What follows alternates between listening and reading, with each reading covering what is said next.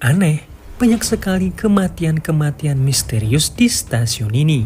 Sebelum tewas, korban-korban ini berkelakuan aneh. Tidak sampai di situ saja, ada banyak sekali anak kecil dengan angka-angka misterius yang tertulis di tubuhnya. Misteri apa yang sebenarnya terjadi di stasiun ini? Dan inilah Ghost Station.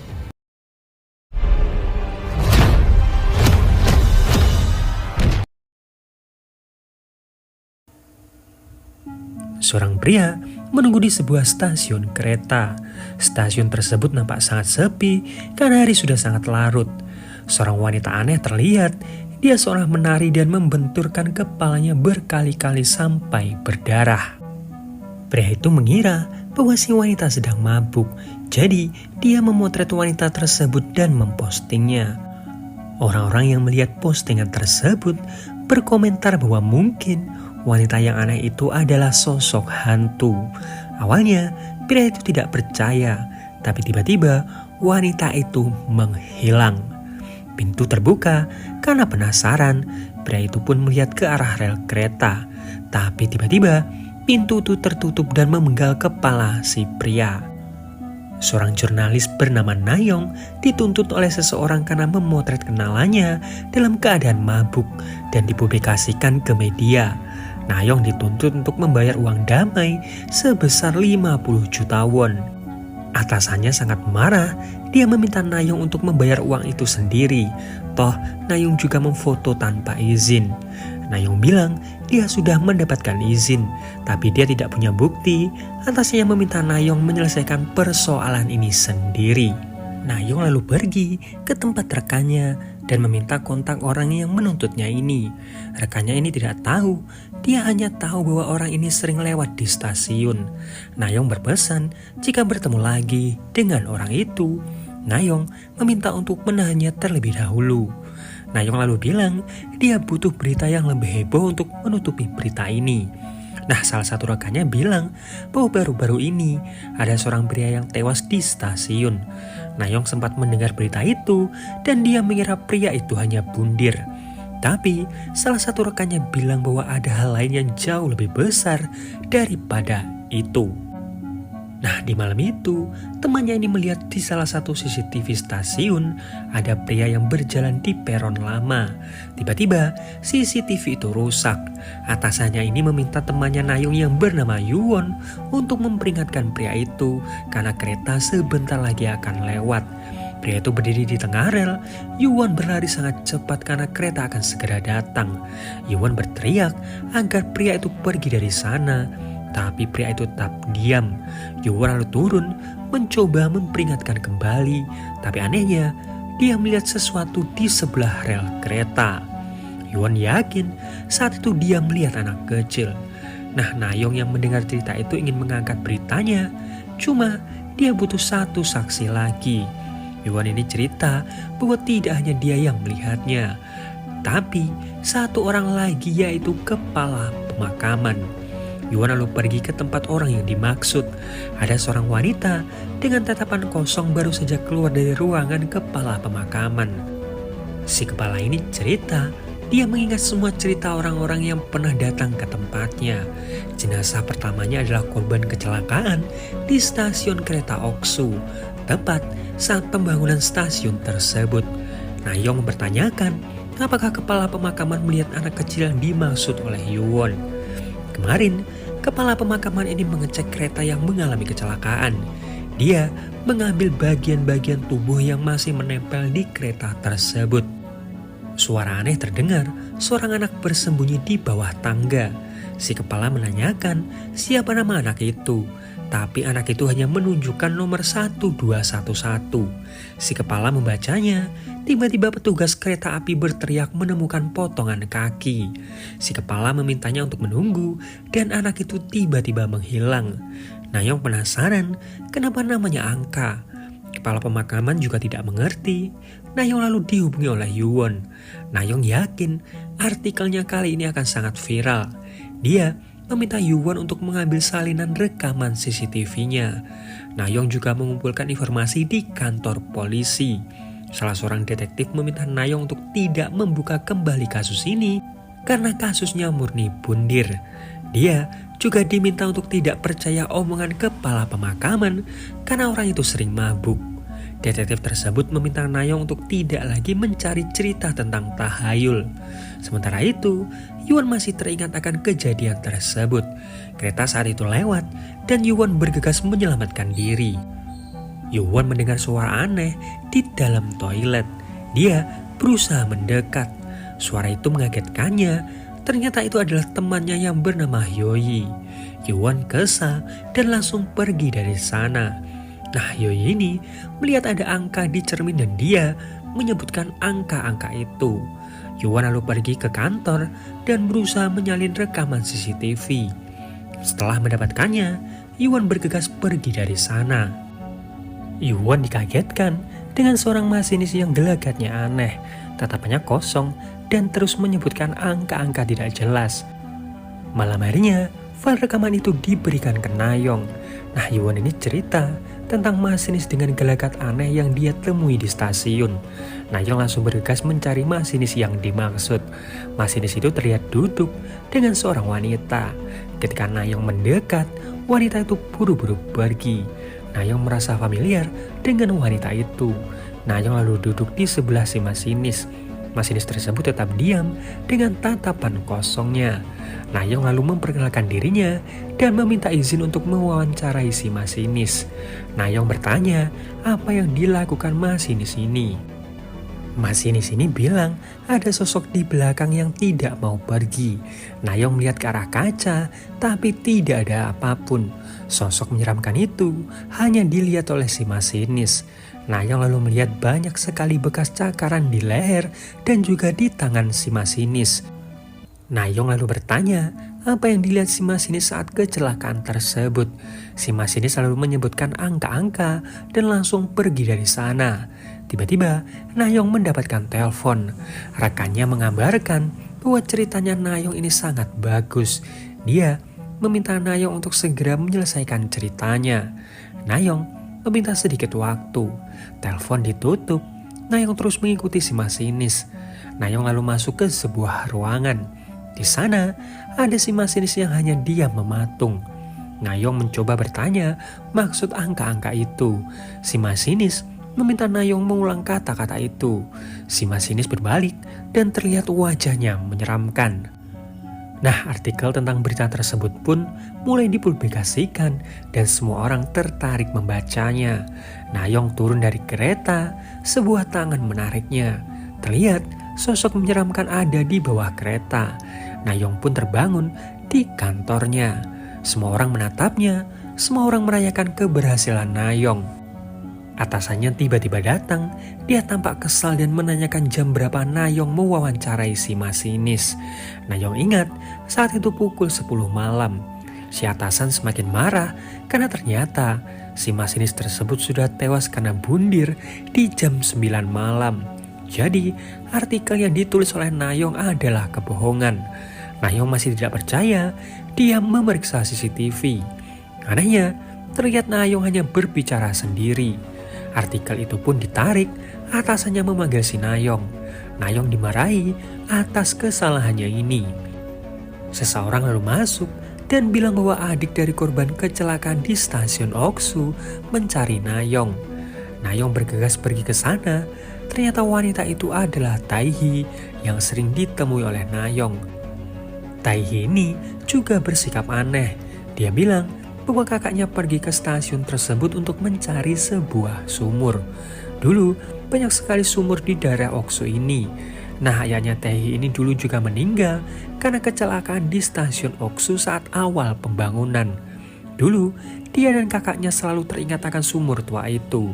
Entah mengapa sumur itu seolah memanggilnya. Jadi Taihi yakin kakaknya pasti mencari sumur itu.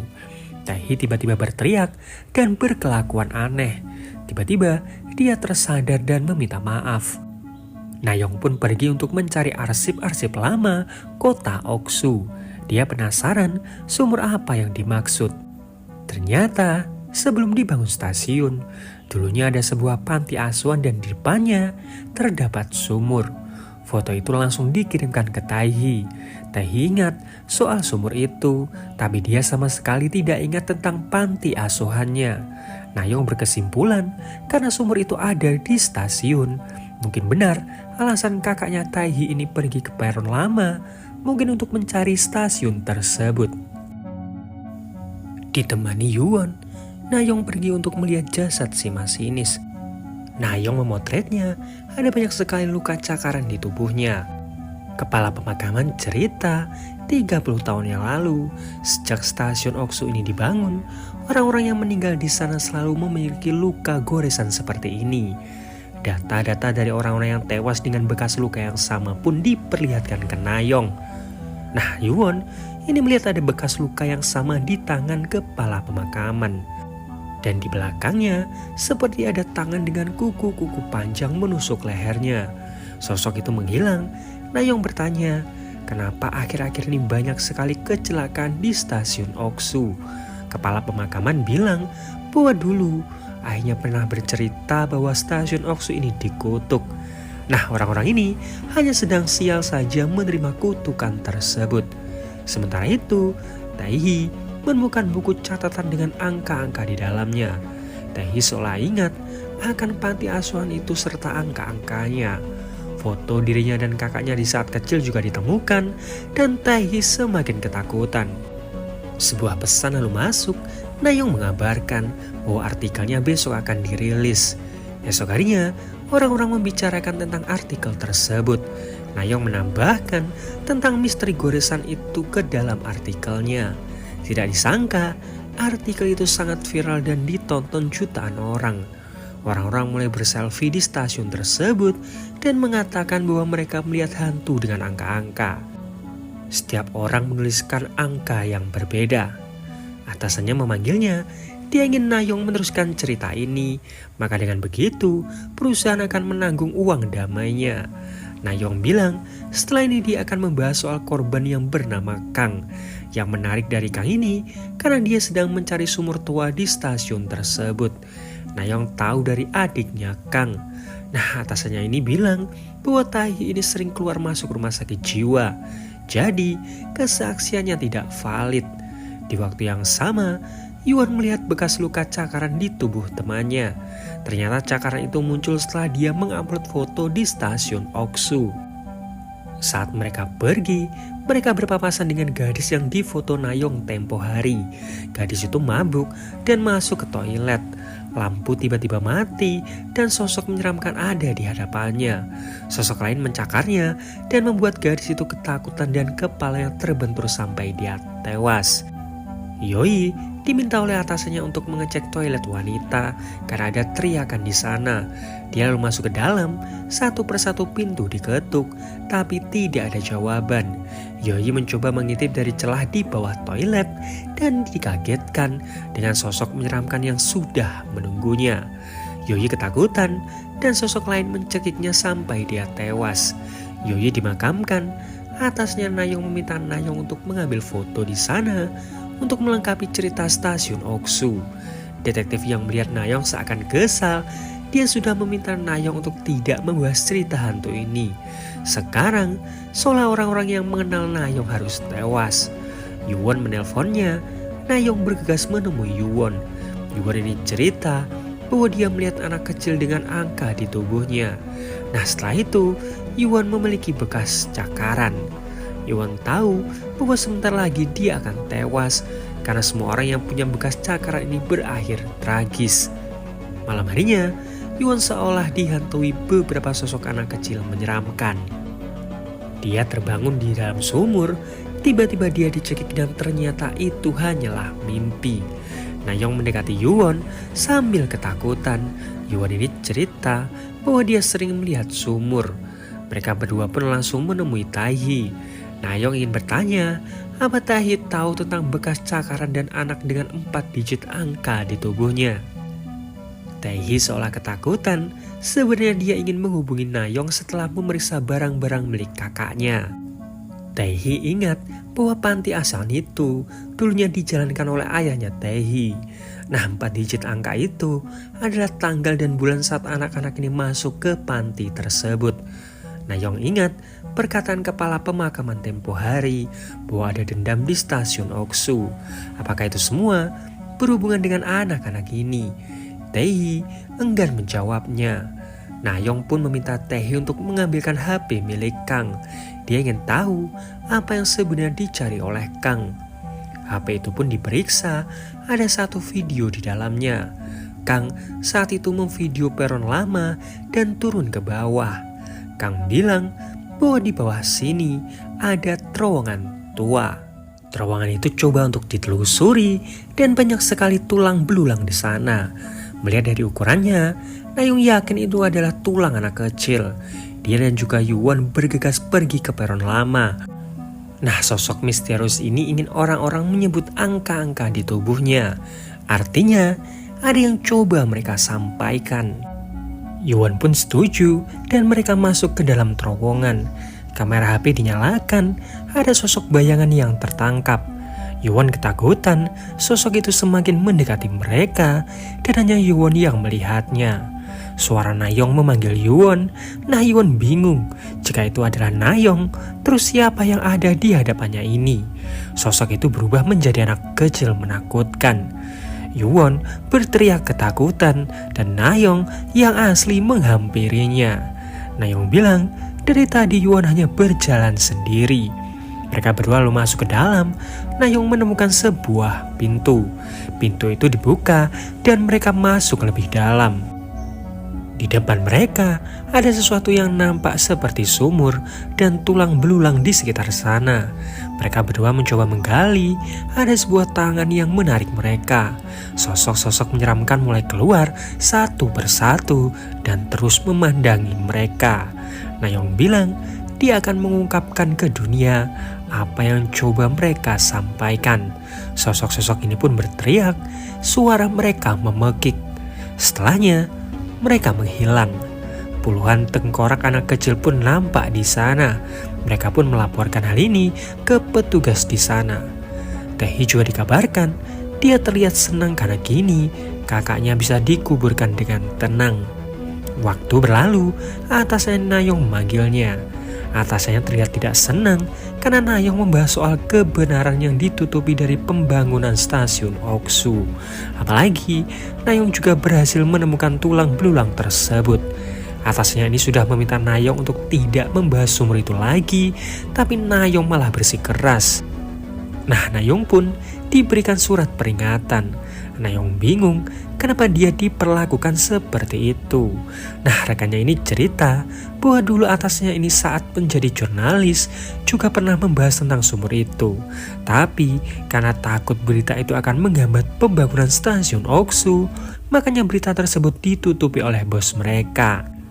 Jadi wajar atasannya ini mengamuk ketika Nayong mengangkat kembali tentang sumur tersebut. Sementara itu, Yuwon terus saja dihantui sosok-sosok anak-anak ini. Nah, Yuwon bertemu dengan kepala pemakaman, tapi kali ini bekas cakaran di tangannya sudah menghilang.